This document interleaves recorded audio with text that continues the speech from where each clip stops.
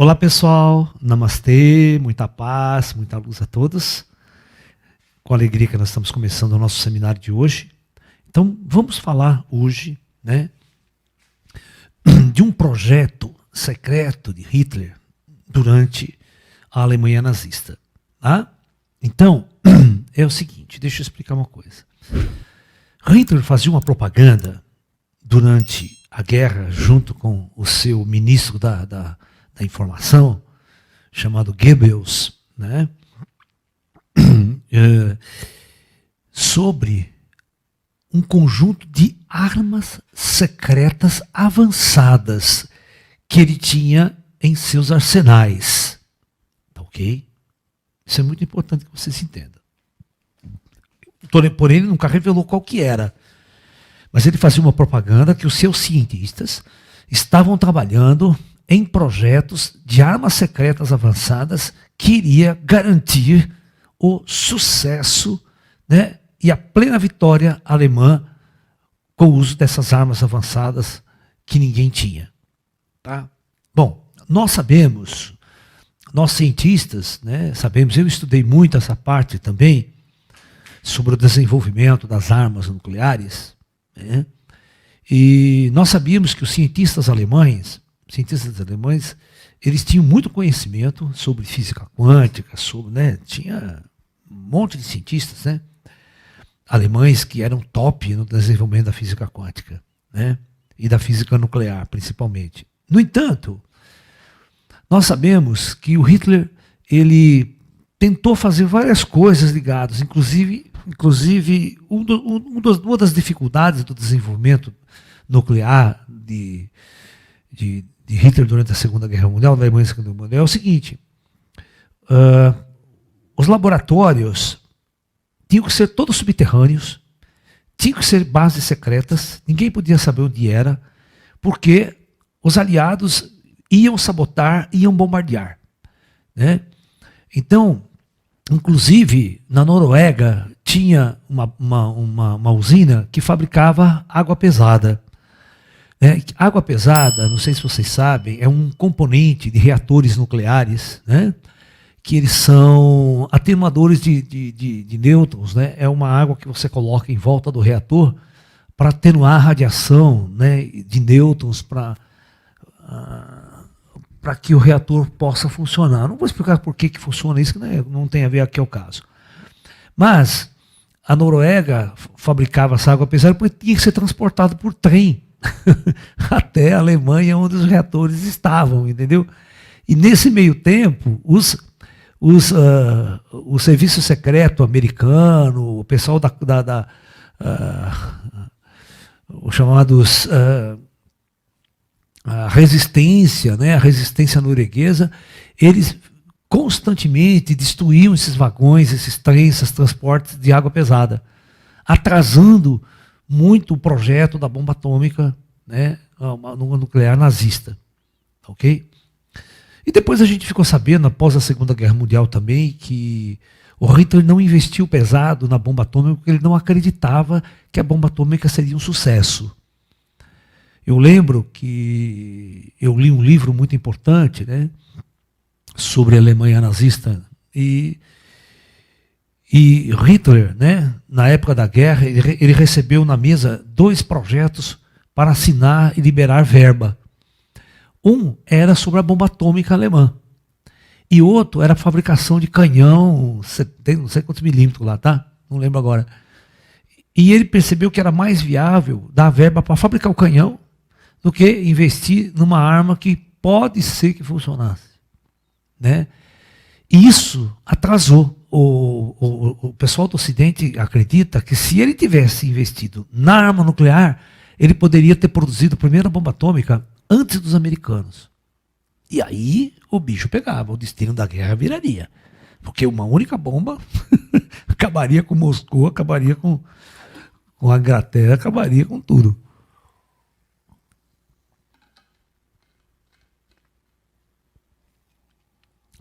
Então, nós sabemos que existiam outras armas avançadas no cenário da guerra. Então, deixa eu colocar para você. Tem um oficial alemão chamado Hans Kammler, né? Então tem um oficial alemão, deixa eu... Tá? Com o nome de Hans.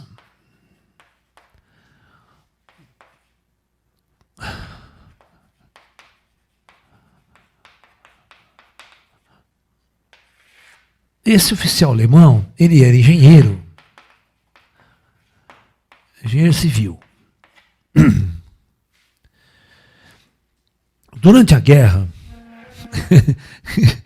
vamos assim dizer, entre aspas, esse cara foi um tremendo do filho da puta, né?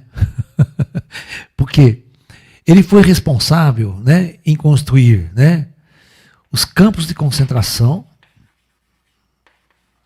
né?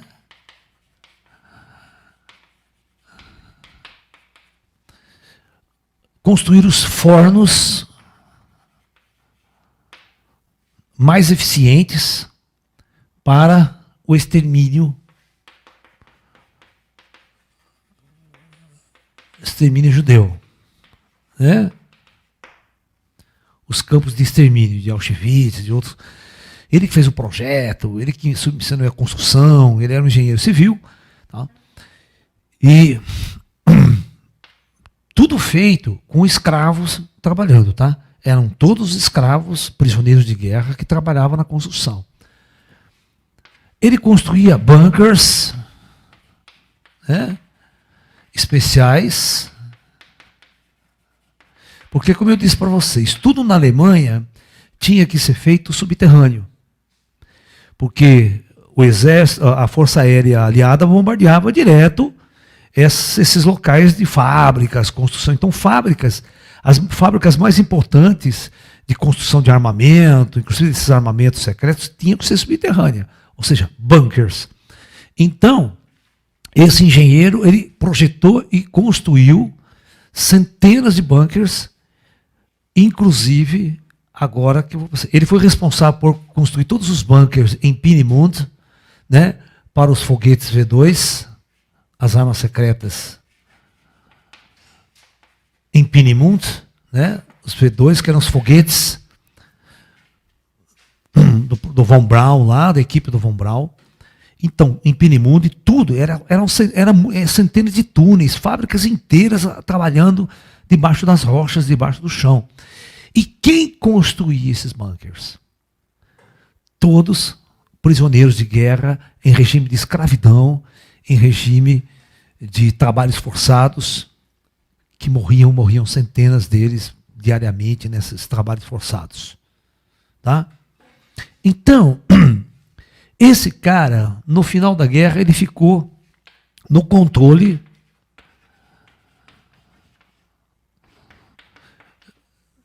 de um projeto dos discos voadores alemães.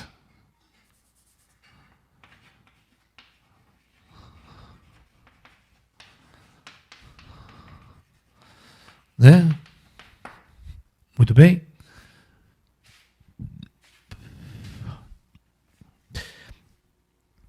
Esses discos voadores alemães, esse sistema de armas avançadas, se chamava pelos alemães Haunebu. Tá? Desses Haunebus tinha duas classes especiais que a gente vai falar aqui, tá? Era os discos, naves avançadas,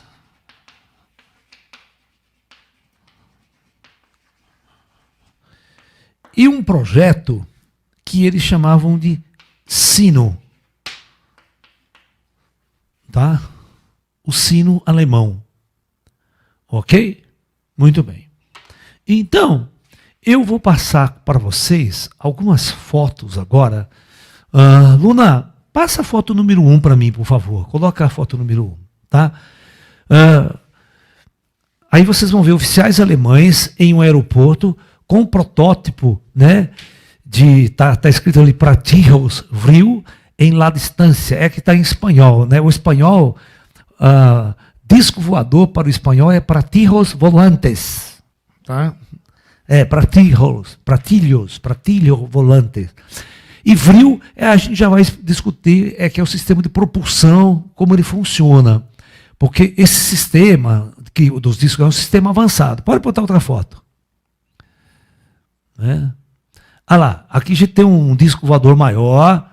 Aquela cruz que vocês estão vendo lá é um símbolo, tá, da Força Aérea Nazista, tá?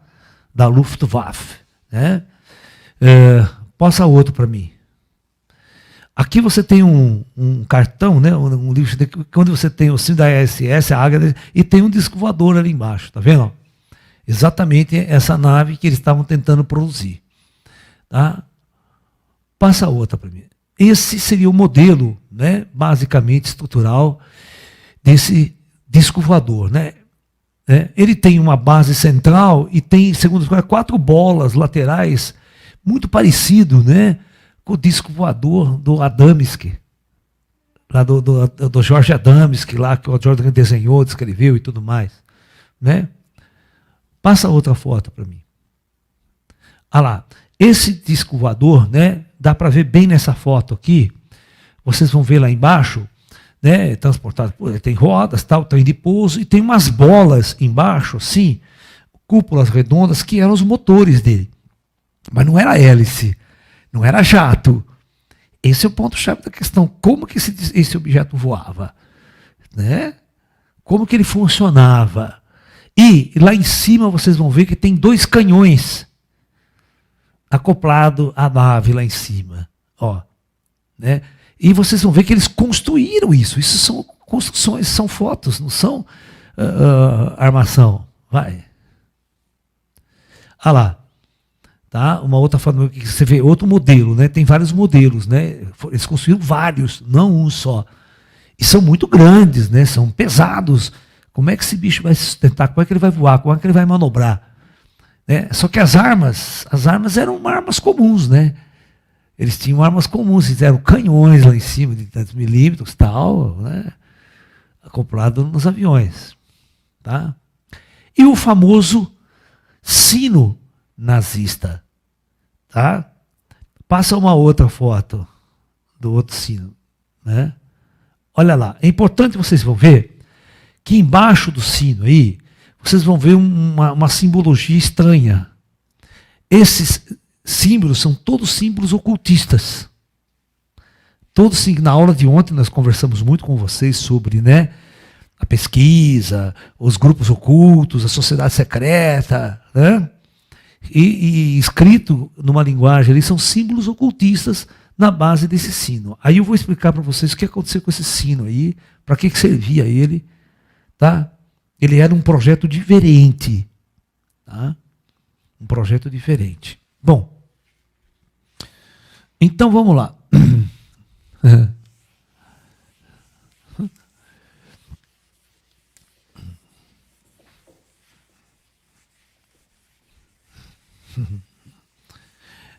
Deixa eu falar um pouco mais do que aconteceu. Quando a guerra terminou, ou estava para terminar, e os alemães estavam praticamente perdendo a guerra, Hitler deu uma ordem para esse Kammer aí.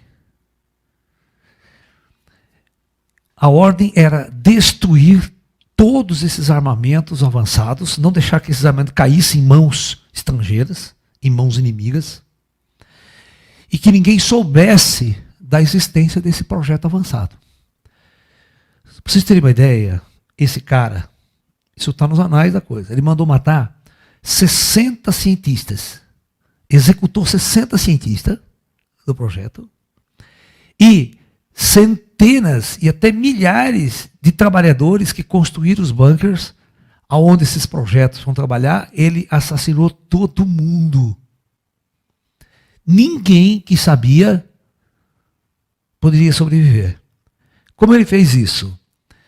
Ele deixou todas essas pessoas nos túneis e explodiu os túneis, matando e enterrando todo mundo lá dentro. Tá? Quando terminou a guerra,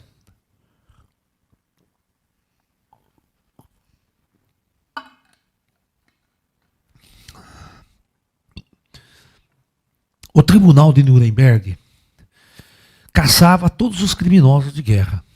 E Kammer era muito conhecido como criminoso de guerra por fazer tudo isso, e os nazistas, ou seja, os aliados, perseguiram e procuraram ele onde ele quiser que esteja. Só que ele simplesmente desapareceu. Ninguém nunca encontrou Hans Kammler de novo. Nem morto, não, nem morto. Provavelmente, a origem desse cara, ele entrou na Operação Paperclip dos Estados Unidos. O que é Operação Paperclip? Operação Paperclip é o seguinte: mais de 1000, presta atenção, mais de 1000 cientistas foram levados para os Estados Unidos para trabalhar para o governo americano. E provavelmente Hans Kammler está no meio dessa turma. Cientista, pessoas importantes, com grande conhecimento, não eram executados. Não, porque cientista é o seguinte: ele negociou com o governo americano o conhecimento que ele tinha dessas naves, dessa tecnologia Vril. Você está entendendo? O Von Braun, por exemplo, era um engenheiro. Se não fosse o Von Braun, o homem não tinha conquistado a Lua. E é um cientista alemão que trabalhou nas armas V2, que destruiu Londres praticamente, as V2 durante a Segunda Guerra Mundial. Né? Entendeu? Foi perdoado. Outra turma, tem uma turma lá no Japão, tem um pessoal cientistas japoneses, que eles começaram a trabalhar com armas biológicas de destruição em massa durante a Segunda Guerra Mundial. E eles usavam como laboratório de teste os chineses. Eles pegavam vilarejos chineses e bombardeavam com varíola, com tudo, e empesteou, matou muita gente. E todos esses cientistas japoneses foram levados para os Estados Unidos e não foram julgados, e ganham um salário absurdo para trabalhar para os Estados Unidos depois em arma de guerra. Então, tem umas coisas que são muito loucas, né? O general, os soldados, nego mata, enforca. Mas quando há um interesse por trás, mesmo que o cara tenha sido um carrasco, um assassino, matado milhares de pessoas com os seus projetos, ele secretamente não é julgado, desaparece com ele, troca de nome, troca de endereço, troca de tudo e vai trabalhar para os Estados Unidos para produzir essas armas que produziu na Alemanha. Então a guerra é muito interessante, né? Os interesses por trás da guerra transformam grandes assassinos, né, em grandes heróis em determinado momento, né? Então a gente tem que tomar muito cuidado com isso e tentar entender isso de uma forma interessante. Bom, então vamos ver como é que funcionava esses discos voadores. Primeiro os discos, depois nós vamos falar do sino. Então os discos, né, todos eles, os dois, funcionavam com uma base de energia que chamavam de energia Vril. Essa energia Vril, na verdade, era um projeto secreto que nós vamos chamar de energia de ponto zero. Tá? É uma energia inesgotável.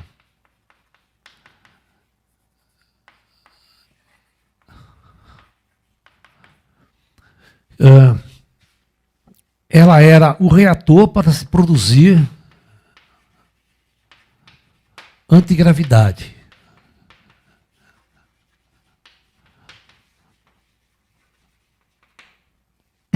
Ok? Muito bem. Eu quero que vocês entendam que durante a Segunda Guerra Mundial, trabalhar com antigravidade, né, trabalhar com as teorias, tinha muita teoria de Tesla aqui junto, né? A energia de ponto zero, a energia está muito passeada com uma coisa chamada energia escalar. É uma coisa matematicamente difícil de eu explicar para vocês aqui. Mesma coisa tentar explicar energia nuclear para vocês, dá para fazer, mas no fundo é complicado. Tá? Mais complicado ainda é a antigravidade, explicar como funciona a antigravidade para vocês, tá? Então eu não vou entrar em detalhes técnicos, científicos aqui. Eu sei como é que funcionam essas coisas. Matematicamente, fisicamente, tudo, como é que, né, através do eletromagnetismo eles conseguem controlar gravitacionalmente. as forças gravitacionais. Então,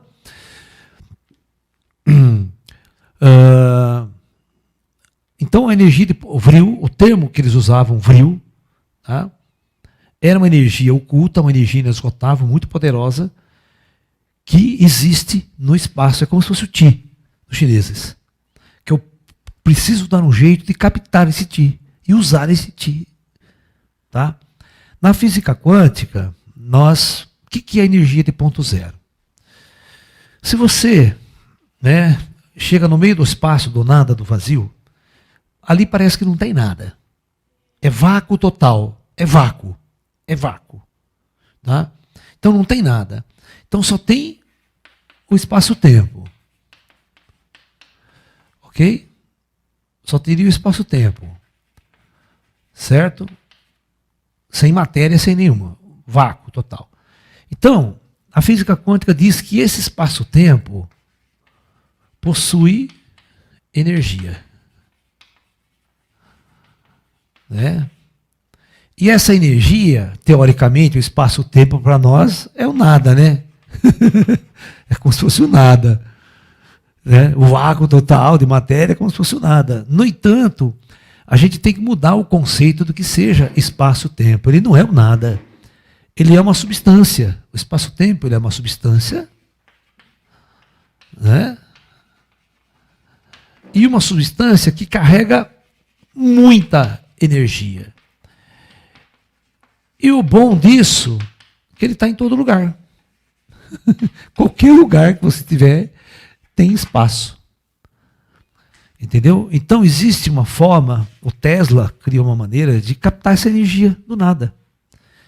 É por isso que o Tesla falou o seguinte, que ele queria colocar um aparelho em cada casa e dar energia de graça para todo mundo, para o planeta inteiro. Energia de graça. Porque para produzir essa energia também não gasta nada. Que tem, está de graça, está tudo aí. É só captar essa energia. Né? Entendeu? Então,